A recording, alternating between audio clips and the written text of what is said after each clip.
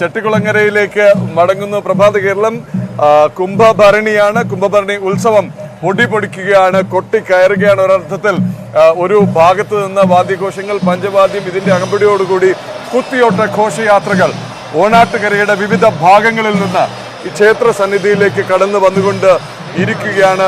ആ കാഴ്ചകളുണ്ട്. ഇന്ന് മുഴുവൻ ആഘോഷമാണ്. ഒരുപാട് വിശേഷങ്ങളുണ്ട്, ഒരുപാട് ദൃശ്യഭംഗിയുള്ള കാഴ്ചകളുണ്ട്. പ്രേക്ഷകരിലേക്ക് എത്തിക്കാൻ ഞങ്ങൾ ഇന്ന് മുഴുവൻ ഇവിടെ ചെട്ടികുളങ്ങര പരിസരത്തുണ്ടാകും, അമ്പല പരിസരത്തുണ്ടാകും. എല്ലാ ചടങ്ങുകളും, എല്ലാ പ്രധാനപ്പെട്ട ചടങ്ങുകളും കാഴ്ചകളും, വൈകുന്നേരത്തെ ദൃശ്യ വിസ്മയവും, കെട്ടുകാഴ്ചയുടെ ദൃശ്യ വിസ്മയവും എല്ലാം ചെട്ടികുളങ്ങരയിൽ നിന്ന് തത്സമയം ന്യൂസ് 18 കേരളം പ്രേക്ഷകരിൽ എത്തും. ഇപ്പോൾ നമുക്ക് പത്രവിശേഷം ഒന്ന് നോക്കി വരാം. പ്രധാനപ്പെട്ട പത്രങ്ങളിലെ പ്രധാനപ്പെട്ട വാർത്തകൾ എന്തൊക്കെയാണ് എന്ന് സ്റ്റുഡിയോയിൽ നിൽക്കുന്ന മനു ഭരത്തിനോട് ഒന്ന് ചോദിച്ചു വരാം. Manu Bharat, good morning. പ്രഭാത കേരളത്തിലേക്ക് മനുവിനും സ്വാഗതം. ചെട്ടികുളങ്ങരയിൽ നിന്നാണ് ഞങ്ങൾ മനുവിനോടൊപ്പം ചേരുന്നത്. പത്രങ്ങളിലെ വിശേഷം എന്താണ്? പത്രം 18 ഇന്ന് എന്തൊക്കെയാണ് വിഭവങ്ങൾ? Good morning Pradeep, good morning Ranjith. ഇന്ന് ഒട്ടനവധി വാർത്തകൾ ഉണ്ട്. ഓണാട്ടുകരയിലെ ഈ ഉത്സവലഹരിയിൽ നിന്ന് ഇനി നമുക്കൊരു അല്പസമയം ഇന്നത്തെ പത്രങ്ങളുടെ പ്രധാന വാർത്തകൾ ഒന്ന് കണ്ടുവരാം. പത്രം 18 സ്വാഗതം.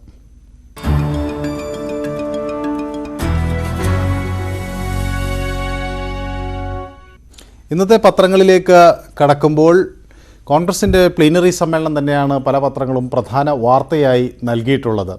അത് പ്രവർത്തക സമിതിയിലേക്ക് മത്സരം ഉണ്ടാകില്ല എന്ന വാർത്ത എല്ലാ പത്രങ്ങളും ഒരേ പ്രാധാന്യത്തോടു കൂടി നൽകിയിരിക്കുന്നു. എന്നാൽ പ്രവർത്തക സമിതിയിലെ അംഗങ്ങളുടെ എണ്ണം 25 നിന്ന് 35 ഉയർത്തും എന്ന വിവരമുണ്ട്.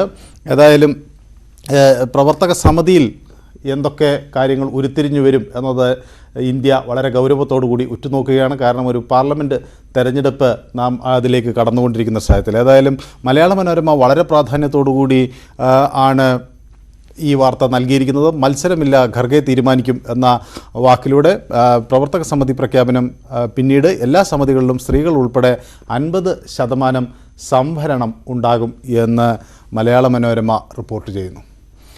മറ്റൊരു പ്രധാന വാർത്ത ഈ KSRTCയിലെ ശമ്പളത്തെ സംബന്ധിച്ചാണ്. ശമ്പളം ഗഡുക്കളായി നൽകുന്നതിനെതിരെ വലിയ അതൃപ്തിയാണ് KSRTCയിൽ ഉള്ളത്. ഏതായാലും അതിനെതിരെ CITU 28 മുതൽ അനിശ്ചിതകാല സമരം നടത്തും എന്നാണ് മലയാള മനോരമയിലൂടെ വ്യക്തമാകുന്നത്. കാരണം ഈ ഗഡുക്കളായി ശമ്പളം നൽകുന്ന രീതി അംഗീകരിക്കാതെ തൊഴിലാളികൾ, താഴെത്തട്ടിലുള്ള തൊഴിലാളികൾക്ക് പ്രത്യേകിച്ച് ഒറ്റയടിക്ക് തന്നെ 5-ാം തീയതിക്ക് മുമ്പ് ശമ്പളം നൽകുന്ന ഒരു രീതി വേണമെന്നും ഉയർന്ന ശമ്പളം വാങ്ങുന്ന ആളുകൾക്ക് വേണമെങ്കിൽ അത്തരത്തിൽ ഗഡുക്കളായി നൽകുന്ന രീതിയാകാമെന്നുമുള്ള നിലപാടുകളാണ് ട്രേഡ് യൂണിയൻ സ്വീകരിച്ചിരിക്കുന്നത്. കഴിഞ്ഞ തവണ ഇതുപോലെ ശമ്പളത്തെ ഒറ്റയടിക്ക് വേണമെന്ന ആവശ്യം വരികയും പിന്നീട് മുഖ്യമന്ത്രി ഇടപെട്ട് ചർച്ച നടത്തി അത് ഉറപ്പ് നൽകുകയുമൊക്കെ ചെയ്താണ്. പക്ഷേ അത് പിന്നീട് പാലിക്കപ്പെട്ടില്ല എന്ന കാര്യവും KSRTCയിലെ തൊഴിലാളി നേതാക്കൾ ഓർമ്മിപ്പിക്കുന്നു. അതാണ് മലയാള മനോരമ വളരെ പ്രാധാന്യത്തോടുകൂടി ഒന്നാമത്തെ പേജിൽ നൽകിയിട്ടുള്ളത്. മലയാള മനോരമയിൽ വളരെ രസകരമായൊരു ചിത്രമുണ്ട്. തോമസ് മാത്യു ആണ് ഈ ചിത്രം എടുത്തിട്ടുള്ളത്. കൊല്ലത്ത് വിവിധ പരിപാടികളിൽ പങ്കെടുക്കാൻ മുഖ്യമന്ത്രി എത്തിയപ്പോൾ അവിടെ ഈ പ്രതിഷേധത്തിൻ്റെ ഭാഗം ഉണ്ടാകും എന്ന് കരുതി അവിടെ യുവമോർച്ച സംസ്ഥാന സമിതി അംഗത്തെ പോലീസ്, ജുമൻ ജഹാംഗീറിനെ പോലീസ് ബലം പ്രയോഗിച്ച് നീക്കുന്ന ഒരു രീതിയാണ് അതാണ് ചിത്രത്തിൽ നാം കാണുന്നത്. ഏതായാലും ഈ സമരത്തിന് വരുന്നവരുടെ, പ്രതിഷേധക്കാരുടെ സുരക്ഷ കണക്കിലെടുത്താണ് മുഖ്യമന്ത്രിക്ക് ഈ സുരക്ഷ നൽകുന്നത് എന്ന് MV ഗോവിന്ദൻ്റെ പ്രസ്താവനയും ഈ ചിത്രത്തോടൊപ്പം നമുക്ക് കൂട്ടി വായിക്കാം. ബാർസയുടെ പരാജയം ആണ് ഇപ്പോൾ യൂറോപ്പ ലീഗ് ഫുട്ബോൾ പ്രീ ക്വാർട്ടറിൽ നമ്മൾ കണ്ടത്.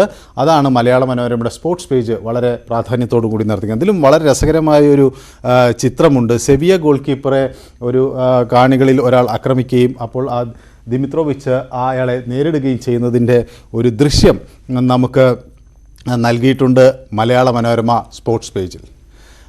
മാതൃഭൂമിയും മലയാള മനോരമയൊക്കെ വളരെ പ്രാധാന്യത്തോടു കൂടി നൽകിയത് ഇന്നലെ ഈ വിമാനത്തിൻ്റെ എമർജൻസി ലാൻഡിങ്ങിനെ സംബന്ധിച്ചാണ്. ദമാം വിമാനം എയർപോർട്ട് കോഴിക്കോട് നിന്ന് ടേക്ക് ഓഫ് ചെയ്യുമ്പോൾ ഉണ്ടായ അതിൻ്റെ പിൻഭാഗം നിലത്തുരഞ്ഞു എന്നത് സംബന്ധിച്ചുള്ള പ്രശ്നങ്ങളും പിന്നീട് അത് അടിയന്തരമായി തിരുവനന്തപുരത്ത് ഇറക്കിയതിനെ സംബന്ധിച്ചുമുള്ള വിവരങ്ങൾ നൽകിയിരിക്കുന്നു. അപ്പോൾ നെഞ്ചിടിപ്പിൻ്റെ മണിക്കൂറുകൾ ആയിരുന്നു ഇന്നലെ എന്ന വാർത്ത എല്ലാ പത്രങ്ങളും പ്രാധാന്യത്തോടു കൂടി നൽകിയിട്ടുണ്ട്. അത് മാതൃഭൂമിയും ഒന്നാമത്തെ പേജിൽ പ്രാധാന്യത്തോടു കൂടി നൽകിയിരിക്കുന്നു. മറ്റൊരു പ്രധാന വാർത്ത ഈ ദല്ലാൽ നന്ദകുമാർ എന്ന് വിശേഷിപ്പിക്കുന്ന വ്യവസായി നന്ദകുമാറിൻ്റെ അമ്മയെ അയക്കാൻ EP എത്തി എന്നതിനെ സംബന്ധിച്ചാണ്. അപ്പോൾ MV ഗോവിന്ദൻ മാഷ് നടത്തുന്ന ജനകീയ പ്രതിരോധ യാത്രയിൽ പങ്കെടുക്കാൻ സമയമില്ല അല്ലെങ്കിൽ മറ്റു പരിപാടികളുണ്ട് എന്നൊക്കെ പറഞ്ഞ് മാറി നിൽക്കുന്ന EP ഇത്തരം പരിപാടികൾക്ക് പോകുന്നു എന്നത് കഴിഞ്ഞ ദിവസം വലിയ വിവാദമായി മാറിയിരുന്നു. ഏതായാലും അത് സംബന്ധിച്ചുള്ള വാർത്തയാണ് മാതൃഭൂമി നൽകിയിട്ടുള്ളത്. ഏതായാലും അങ്ങനെ വാർത്ത വരുന്നത് തനിക്കെതിരെ ഗൂഢശക്തികൾ പ്രവർത്തിക്കുന്നു എന്ന് EP ജയരാജൻ ഇതിനെതിരെ പ്രതികരിക്കുകയും ചെയ്യുന്നുണ്ട്. മറ്റൊന്ന് ഈ പ്രധാനമന്ത്രി നരേന്ദ്രമോദി നാഗാലാൻഡിൽ എത്തിയതും അവരുടെ പരമ്പരാഗത വേഷം അണിഞ്ഞ് തിരഞ്ഞെടുപ്പ് പ്രചാരണത്തിൽ പങ്കെടുക്കുന്നതിൻ്റെയും പടം കൂടി മാതൃഭൂമി പുറത്തുവിട്ടിട്ടുണ്ട്.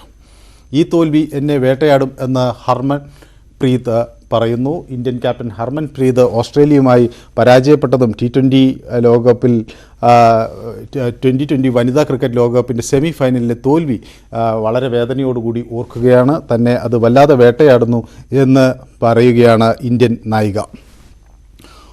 ഒപ്പം തന്നെ കേരള കൗമുദി വളരെ പ്രാധാന്യത്തോടു കൂടി നൽകുന്നത് KSEB പെൻഷൻകാരുടെ ഇൻഷുറൻസിൽ വലിയ തട്ടിപ്പ് നടന്നു എന്നതാണ്. ഇൻഷുറൻസിൽ 4 കോടിയുടെ വെട്ടിപ്പ് നടന്നു എന്ന ഒരു വാർത്തയാണ് കേരള കൗമുദി വളരെ പ്രാധാന്യത്തോടു കൂടി നൽകിയിട്ടുള്ളത്. ആരോഗ്യ ഇൻഷുറൻസിൽ ഈ സ്റ്റോപ്പ് ലോസ് വ്യവസ്ഥ അനുസരിച്ചാണ് ഈ തട്ടിപ്പ് ഉണ്ടായിട്ടുള്ളത്. അത് ഇൻഷുറൻസ് കമ്പനികളെ രക്ഷിക്കാൻ വേണ്ടി ഈ സ്റ്റോപ്പ് ലോസ് പദ്ധതി ഏർപ്പെടുത്തുകയും അതിൻ്റെ ഭാഗമായി കൂടുതൽ തുക അടയ്ക്കുകയും കുറച്ച് ഇൻഷുറൻസ് പരിരക്ഷ ലഭിക്കുകയും ചെയ്തൊരു തട്ടിപ്പുണ്ടായി എന്നാണ് കേരള കൗമുദി വ്യക്തമാക്കുന്നത്.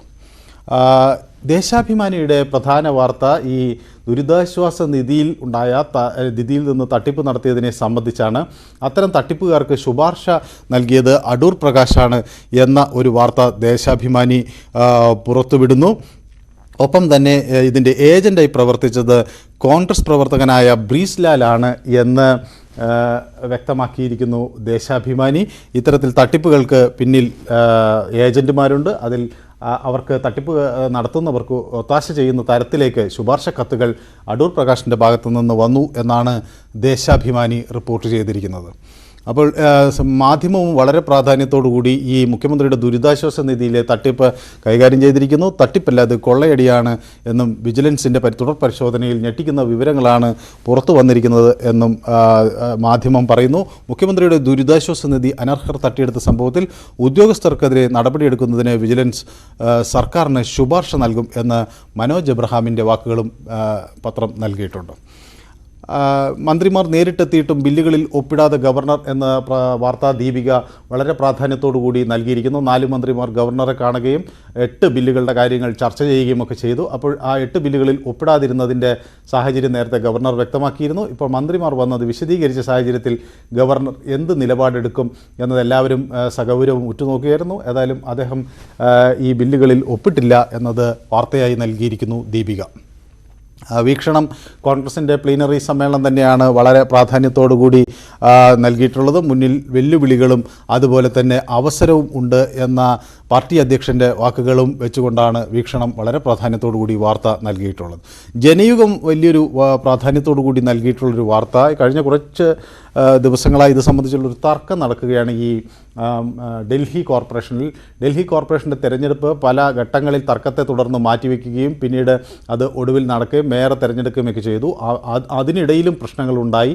അതിനുശേഷം ഇപ്പോൾ സ്റ്റാൻഡിംഗ് കമ്മിറ്റി അധ്യക്ഷന്മാരെ തെരഞ്ഞെടുക്കുന്നതിന് ഇടയിലും ഈ കൂട്ടത്തല്ലും അടിപിടിയും നടക്കുകയാണ്. ഒരു ജനാധിപത്യ രാജ്യം എന്ന നിലയിൽ അതിൻ്റെ അന്തസ്സിനെ അത്രയറ്റ് ബഹുമാനിക്കുന്ന ഒരു രാജ്യം എന്ന നിലയിൽ ഇന്ത്യയിൽ ഇത്തരം കൂട്ടത്തല്ലുകൾ അത്ര കണ്ട് രസകരമല്ല. കാരണം അത് നമ്മുടെ ജനാധിപത്യത്തിലുള്ള ആളുകൾക്കുള്ള വിശ്വാസം നഷ്ടപ്പെടുന്നതിന് വഴിവെക്കും എന്ന് ഇങ്ങനെ തിരഞ്ഞെടുക്കപ്പെട്ടവർ എല്ലാ ഘട്ടങ്ങളിലും ഓർക്കുന്നത് നല്ലതാണ്. കുറേ കൂടെ സഭ്യമായി ഇത്തരം സഭകളിൽ പങ്കെടുക്കാൻ ആളുകൾ പരിശീലിക്കുന്നത് നന്നായിരിക്കും.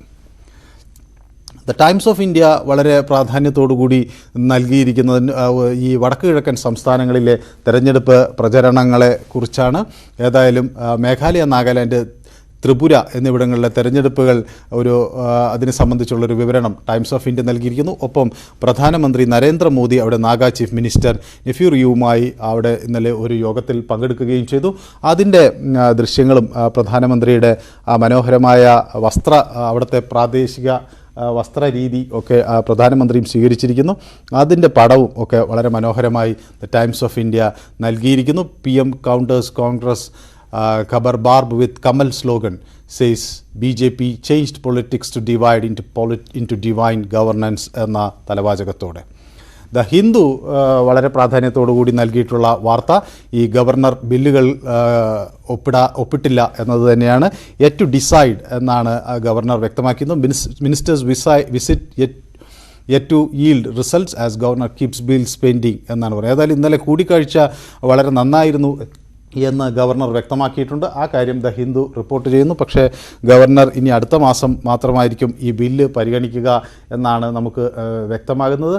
ഏതായാലും ഈ 8 ബില്ലുകളുടെ അനിശ്ചിതാവസ്ഥ ഇപ്പോഴും നിലനിൽക്കുന്നു എന്നതാണ് പത്രങ്ങളിൽ നിന്ന് വ്യക്തമാകുന്നത്. ഇതൊക്കെയാണ് പത്രം 18-ലെ ഇന്നത്തെ പ്രധാന വാർത്തകൾ. നമുക്ക് വീണ്ടും തിരിച്ച് ഈ ഓണാട്ടുകരയിലെ ഉത്സവ വിശേഷങ്ങൾ കാണാം. ഒപ്പം കൂടുതൽ വാർത്തകളും അറിയാം. Thank you Pradeep and thank you Ranjith.